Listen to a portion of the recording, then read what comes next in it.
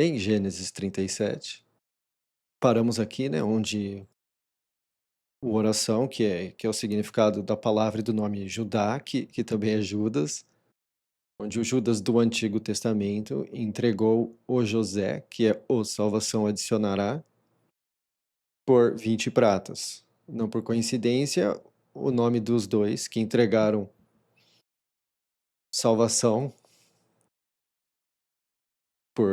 por prata também é o mesmo nome, né? No Antigo Testamento, chama-se, nas traduções tradicionais, chama-se de Judá. E no Novo chama-se de Judas. Mas é o mesmo nome, a raiz é o mesmo nome, tem a ver com a família desse Judá aqui. O Judas do Novo Testamento tem esse nome, essa fama, por conta do Judas do Antigo Testamento, porque ele é da tribo que decorreu desse aqui. Então, não só ele é descendente do Judas do Antigo Testamento, mas como também ele tem uma atitude bastante semelhante, né? Lembrando que eu chamo de Jesus de salvação, e então o Judas aqui, que é a oração, entregou o salvação adicionará, nesse caso, que é o José. Então, o Judas, oração, entregou o salvação por 20 pratas aqui. No Novo Testamento, isso acontece por 30 pratas.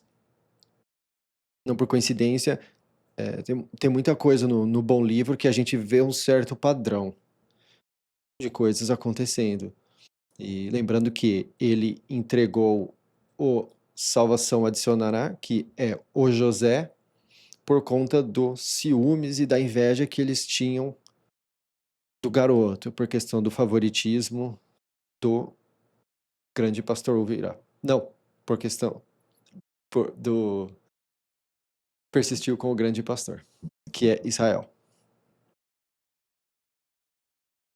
Então, eles fizeram o salvação adicionará chegar em sitiado. E muitas vezes esse versículo aqui, essa parte do versículo, eles fizeram salvação adicionará chegar em sitiado. Pode passar meio em branco, mas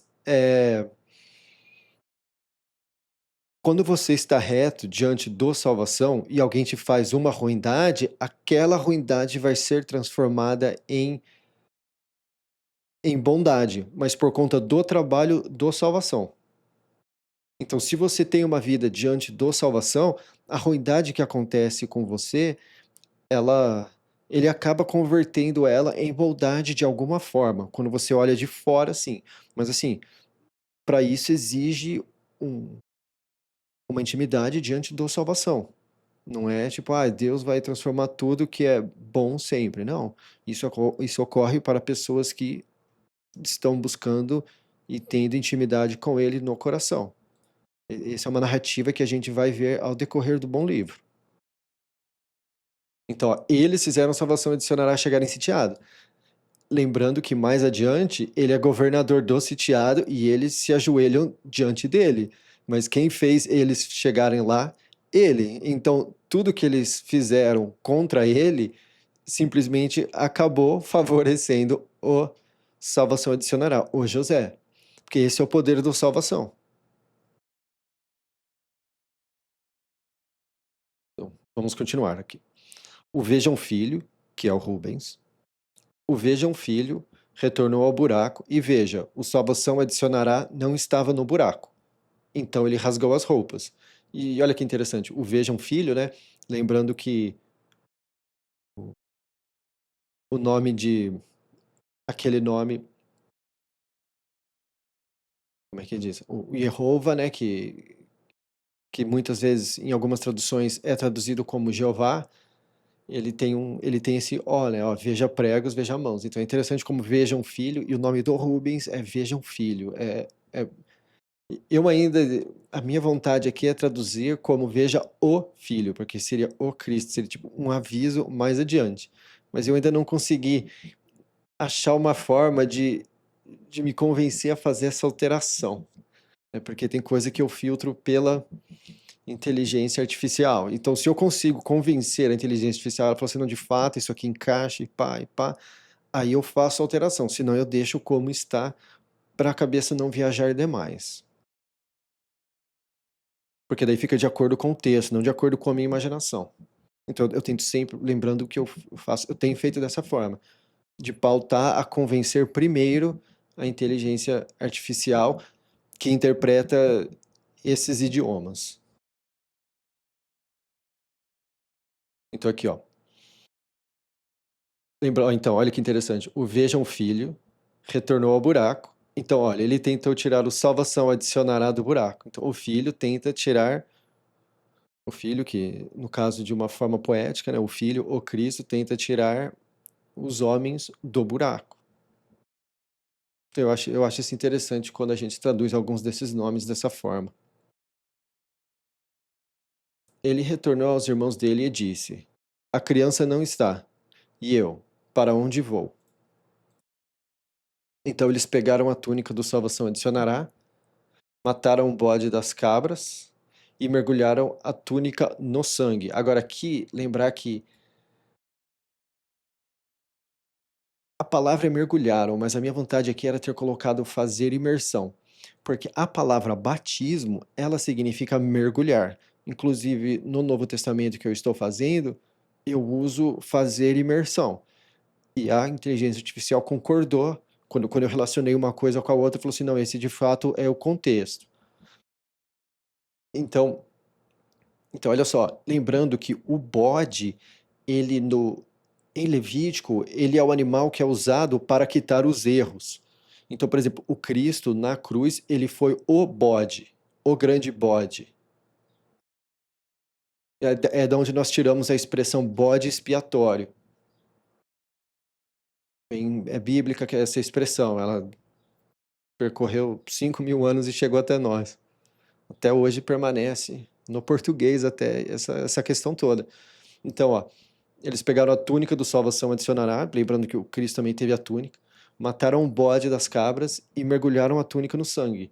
E quando nós falamos, né, existe o conceito no Novo Testamento que fala banhe-se no sangue do Cristo, né, que aceite o, o sacrifício dele na cruz. Então, isso aqui é muito interessante, que essa questão toda. Ali eles fizeram uma grande injustiça e vendeu ele, aí aqui eles mergulham a túnica dele, que é isso, na verdade, que nós temos que fazer, né? Se nós levarmos em conta a túnica, por exemplo, essa é a mesma, se eu não me engano, essa é a mesma palavra que lá no começo, em Gênesis, fala que o salvação fez túnicas de pele para Adão e Eva vestirem.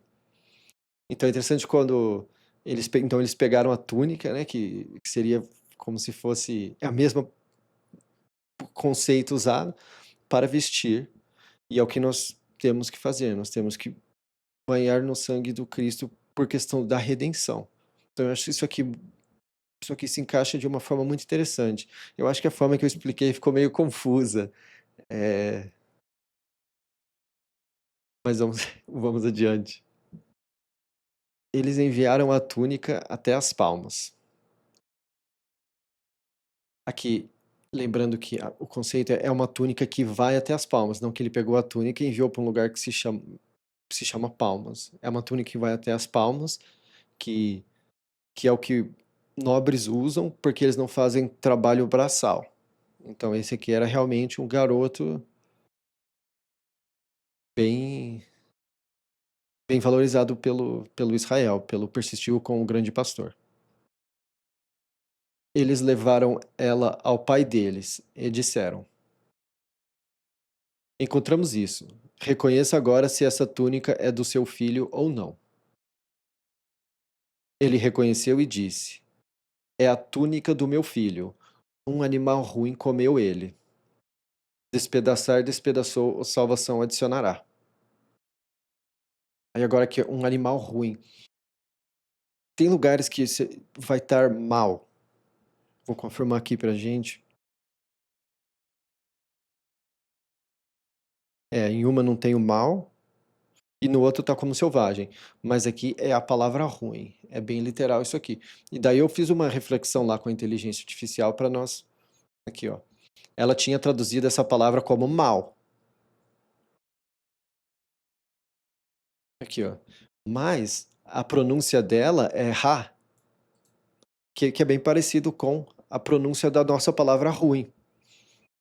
Então eu escrevi para ela aqui, né? Ao invés de mal, tem usado ruim. por conta da pronúncia, e a palavra amarga tem uma relação próxima de escrita e pronúncia. Qual a sua análise? Então, por exemplo, algo que é ruim não só na questão de maldade, mas também de sabor. É simplesmente isso tem um gosto ruim. Então eu achei mais abrangente. Aí ela falou aqui, né? Ah, essa é uma percepção linguística refinada de uma tradução brasileira e visceral. Você tem razão. No português falado, ruim tem uma carga mais prática e sensorial do que mal. Mal virou termo de teologia ou desenho animado. Lobo mal. Ruim descreve algo estragado. O cara é ruim, comida tá ruim, a situação tá ruim. E aqui ele explicou a relação entre a palavra ruim e a palavra amarga, né? Porque que é mar, porque eu vi ra e uma é ra e a outra é mar. Eu falei assim, pô, as duas têm R, as duas têm A. Qual que é a relação? Tem coisa que eu saco fazendo essas relações. Aqui, ó. Aí ela mesma, ela viu que, ela falou assim, não, de fato, né, a sua escolha é melhor do que, ela viu que a minha análise foi mais coerente do que a que ela tinha, lembrando que eu falo, né, se você não coloca a inteligência artificial para refletir, ela vai colocar a primeira coisa que aparece. Então você tem que analisar a coisa e você tem que mastigar quando sente alguma coisa errada, eu tenho que ir lá e mastigar com ela. Falo assim, isso aqui não tá legal, isso aqui não tá batendo certo no coração aqui. Ó, mal é apenas moral, ruim é funcional, tá vendo? Ela mesma reconheceu. Aqui ela tinha usado mal. Aqui. Os nuances de ra, mal e mal. Então ela tinha considerado que era mal. A palavra era mal. Então, ó. Aí aqui ela fez uma conexão com o Novo Testamento, porque eu peço sempre para fazer isso, que é para eu ligar versículos de uma forma mais coerente. Então, aqui no Brasil, quando sentimos dor ou mal, dizemos estou ruim hoje. Então fica uma coisa abrangente. Existe uma raiz gêmea que significa quebrar ou despedaçar. Isso reforça o uso de ruim. Algo quebrado é ruim. A troca é perfeita. Ruim remove a camada religiosa de mal e traz a realidade crua. Aqueles homens eram estragados, nocivos, impróprios. E sim, o fim deles foi amargo. Então, isso aqui, ó. Substituímos mal por ruim nos versículos 7 e 10. Ele era ruim aos olhos da salvação, soa como um julgamento definitivo de caráter. Então, assim, é, eu faço o máximo do esforço para ter uma exatidão muito grande nesse trabalho.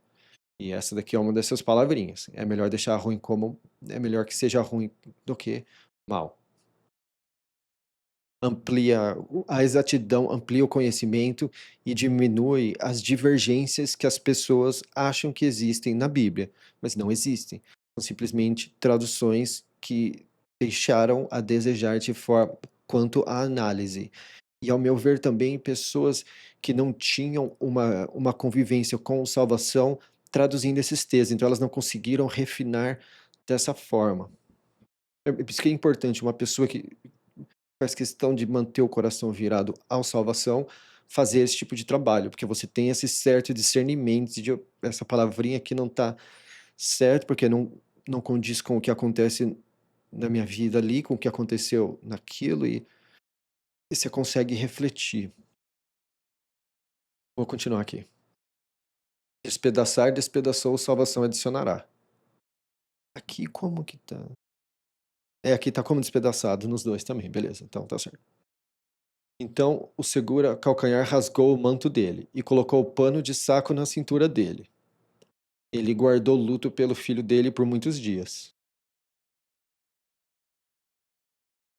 Todos os filhos dele e todas as filhas dele levantaram-se para dar alívio para ele.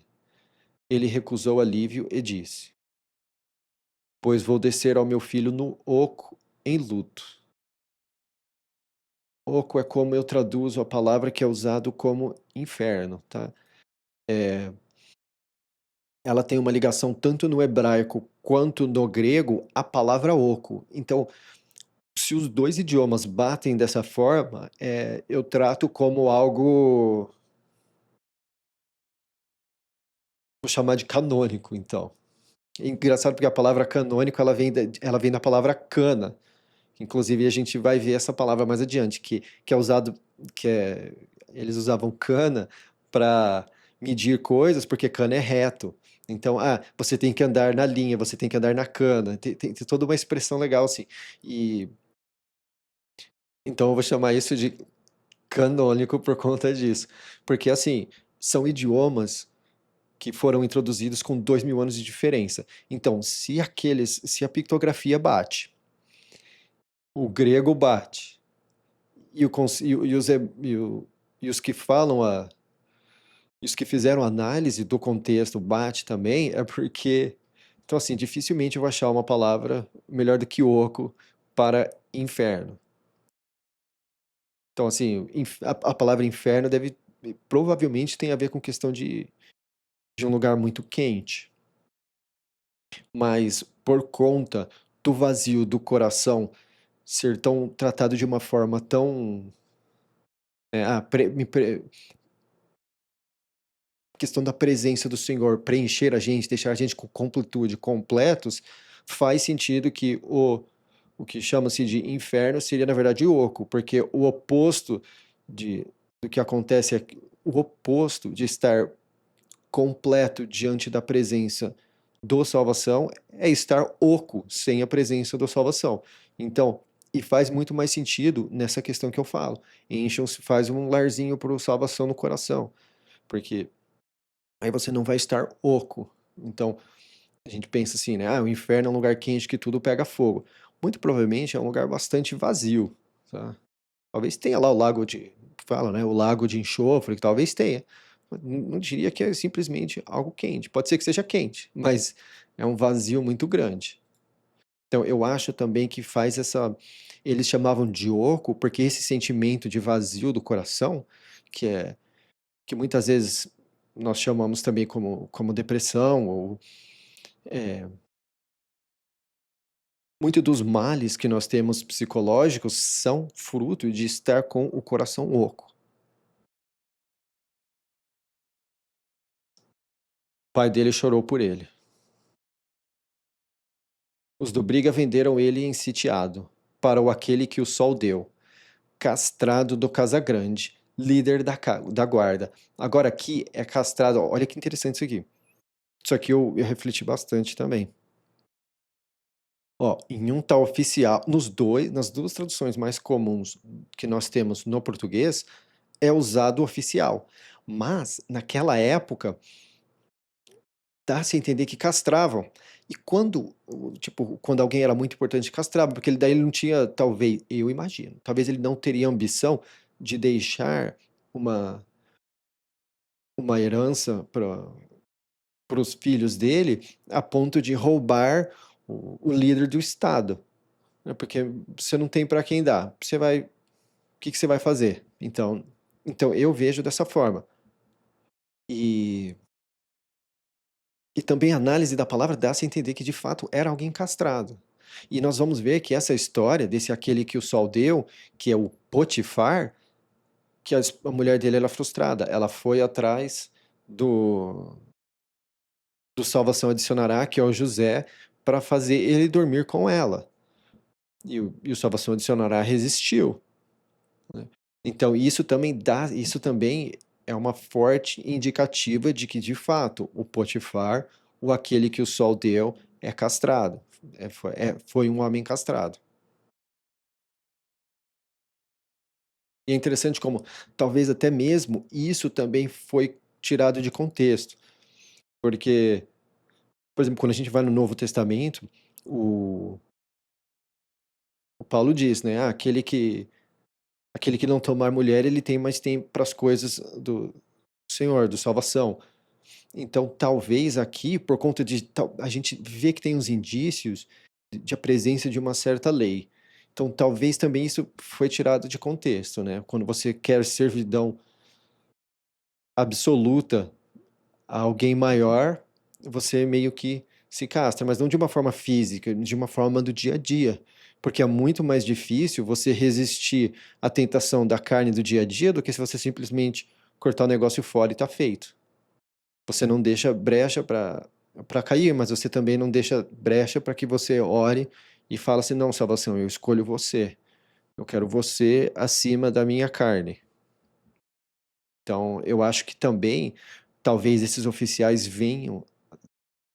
foram castrados por uma conta de tirar de contexto o que já foi pedido.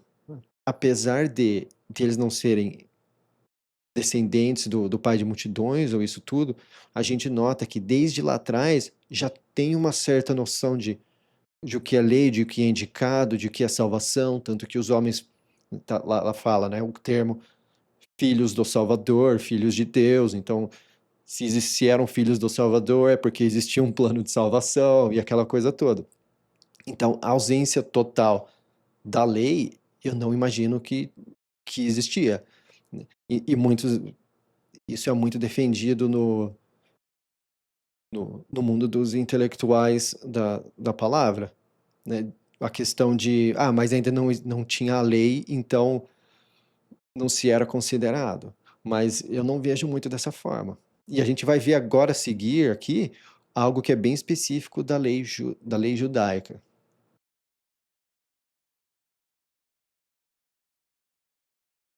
38 agora. E aconteceu naquele tempo que o oração desceu de perto dos irmãos dele e se desviou para um homem, um de refúgio, e a fama dele era nobreza. Ok. Oração, vou lembrar que é o Judas. Judá, né, daquele que as pessoas dizem, o leão da tribo de Judá, eles estão se referindo a esse Judá. Eu vou chamar ele de Judas do Antigo Testamento, porque ele teve uma atitude parecida e é o mesmo nome, e é filho, é descendente dele. Então, aqui nós temos o oração, que é o Judas do Antigo Testamento. Aconteceu naquele tempo que a oração desceu de perto dos irmãos dele e se desviou para um homem. Olha só. Então, depois daquela coisa toda, eu acho que ele ficou constrangido. Talvez não constrangido, mas a alma dele pesou. E como refúgio, ele foi atrás de alguém que era da nobreza. Então eu acho a tradução dos nomes aqui fica muito legal. O oração viu lá a filha de um homem, um do baixo, e a fama dele era riqueza. Então assim, a gente vê aqui, lembrando, né, que é o que eu comento, o que eu comentei no episódio retrasado. O que as pessoas colocam como nome nos filhos naquela época, por ser palavras convencionais e de uso do dia a dia, muito provavelmente é o que se transborda do coração delas. Assim como nós hoje fazemos isso, né? As pessoas colocam nomes nos filhos, muitas vezes, eu vou colocar esse porque esse foi o nome do meu avô, ou esse é o nome de uma pessoa que eu gosto muito, Então a gente vê que as pessoas fazem isso. Então as pessoas elas transbordam algo que elas gostam do coração delas e aquilo vira-se o nome do filho. Hoje nós dificilmente usamos palavras normais do dia a dia, mas naquela época nós vemos que isso acontecia. Então o fato dessas pessoas estarem nomeando os filhos como nobreza e riqueza, ao invés daquelas outras palavras que a gente viu que é o grande pastor ouvirá, ou persistiu com o grande pastor, né? Ou oração, por exemplo, o próprio nome do Judá, Judas. Então a gente vê como a coisa toda. O que demonstra é que muito provavelmente ele buscou refúgio nas riquezas. E a verdadeira riqueza que nós temos que buscar refúgio é a dos céus, através da salvação no coração. Aí ele pegou ela e entrou nela. Lembrando que, de fato, o conceito é um conceito de entrar um homem e uma mulher. Sim, eu sei que parece chucro por ser Bíblia, mas esse é o contexto, essa é a palavra que foi usada. E da mesma forma que o homem entra na mulher, a nossa função como humanidade é construir um lar para salvação no coração, para ele entrar em nós, né, através da inspiração pura que eu comento. Então, eu sei que parece meio chucro, mas isso amplia o entendimento de como funciona o processo espiritual de intimidade diante da salvação. Ela engravidou e pariu um filho, e chamou ele de Vigilante. Aqui eu tive uma conversa interessante com a inteligência artificial, porque ela tinha colocado dado à luz. Eu falei assim, não, isso aqui não, não, não, não, não, não. Aí fiz uma reflexão lá, não, de fato, ela falou assim, não, de fato, isso aqui provavelmente é pariu. porque tira-se de contexto quando você usa dar à luz. E naquela época, meu, eles estavam no meio de um campo, não era uma coisa toda romântica, não, ela pariu ali mesmo. A gente vê essas palavreadas, ele pegou ela e entrou nela, pegou fulano e pá, e a gente vê que era um conteúdo e um ambiente mais bruto. Ela engravidou de novo e pariu um filho, e chamou-o de Vigoroso. Ela continuou e pariu um filho, e chamou-o de Sossego. Olha que legal. Ele estava em mentira quando ela pariu ele. Olha que interessante que é o nome do lugar. E aqui, ó, lembra o que falamos? Baixo não é uma das filhas recomendadas, porque Baixo é aquele neto que foi repudiado pelo Noé. Então isso é uma linhagem daqueles povos que tem ali, que são cheios daqueles costumes de salvadores. Então aqui, um pouco atrás, nós vimos que o persistiu com o grande pastor, que é o Israel, falou para eles desfazerem dos deuses, né? Dos salvadores falsos das nações e dos povos ali, das etnias. E que ele aparentemente já se juntou de novo a esse povo. Então, muito provavelmente aqui não, muito provavelmente não, com certeza que ele estava distante do salvação, não tinha intimidade com ele.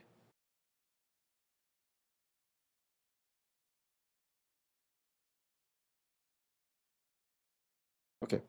O Oração pegou uma mulher para o vigilante, o primogênito dele. E a fama dela era Palmeira. Então o nome dela era Palmeira, né? E realmente esse era o nome dela. Aqui, ó, nas tradicionais, vamos ver como que era o nome dela, que agora eu não lembro. Eu achei isso aqui interessante. Tem questão de futebol, essas coisas, né? Que tem uma carta aos Corinthians, aí aqui tem uma mulher que se chama Palmeira, eu acho. Eu olho assim, eu fico sorrindo sozinho lendo coisa lá. Não tá aparecendo aqui. Ah, vou continuar. O vigilante, primogênito do Oração, era ruim aos olhos da salvação. Então salvação deu um fim nele. Aqui tem traduções que está matou. Mas tem duas palavras que são usadas de forma diferente para matar. Uma delas é dar fim e a outra é matar. E eu gosto de manter essa exatidão, porque tem um motivo que a palavra foi dar um fim. E, e através dos símbolos lá que eu mostrei, dá para ver que é mais provavelmente dar um fim, porque a última letrinha é Tav, que é a última letra do alfabeto hebraico, que é uma cruzinha. Então, eu, eu quis fazer essa diferença entre usar matar e dar um fim. O Oração disse ao vigoroso: vá à mulher do seu irmão, faça o dever de cunhado com ela e levante semente para o seu irmão. Agora, isso aqui também é muito legal, porque o dever de cunhado foi instruído na época de Levítico, que é o que acontece quando o irmão primogênito morre sem ter deixado semente e deixa a mulher para trás. É a obrigação do irmão mais novo levantar semente ao irmão mais velho. Então aqui eles já sabiam que existia esse dever de cunhado.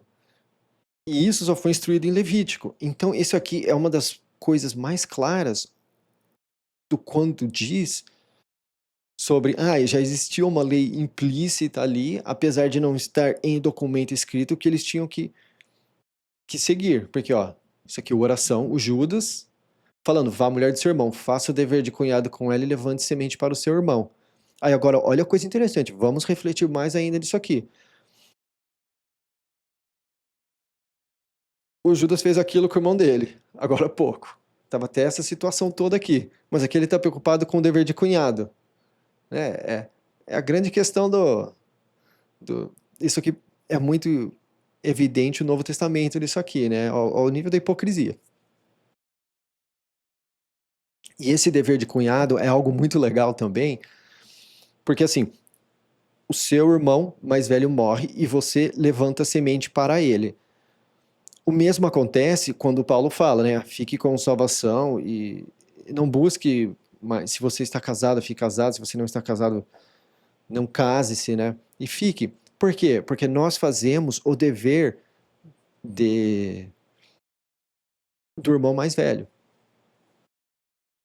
que é levantar semente, né? Levantar semente, no caso, ao Cristo, que morreu por nós. Então é muito interessante como esse dever de cunhado do Antigo Testamento vira isso no Novo Testamento. Porque em seguida nós levantamos semente ao Cristo, né? Ajudando outras pessoas a chegarem ao Cristo. Que ele é o nosso irmão mais velho, então levantamos semente para o Cristo. Então, é muito legal como a quantidade de coisas de Levítico que se encaixam de uma forma nítida com o Novo Testamento. Aqui, ó, o vigoroso percebeu que a semente não seria dele. E aconteceu que, quando entrava na mulher do irmão dele, ele arruinava para a terra, para não dar semente ao irmão dele. Então isso aqui é outra coisa. Ó. Então, e aqui eu questionei. Aqui eu questionei a inteligência artificial mesmo. Porque eu falei assim, poxa, entrava? Será que não entrou? Ele fez uma vez isso e depois não fez mais? Mas não, entrava. Então, o que dava a entender... Isso, inclusive, é uma discussão que eu tive com a inteligência artificial. Eu falei assim, olha, eu acho que isso aí entrou. Ele, não, entrava. E faz sentido, porque ele não errou uma vez, ele não fez isso uma vez, mas ele estava fazendo isso com consistência. Vou até confirmar aqui, para como é que é. É aqui é possuía, e aí possuía, é aqui. Nos outros também, mas nos outros está como possuía para ser mais delicado. Mas a palavra aqui é entrar, tá? Então ele entrava na mulher do irmão e arruinava para a terra, né? A gente imagina que isso pode ser. Não vou entrar em detalhes aqui, para não dar semente ao irmão dele. E o mesmo acontece, né? Porque o próprio Paulo recomenda-se, né? Depois que você chegue à vida do comece a buscar a salvação, né? Você tem certas coisas que você não faz mais.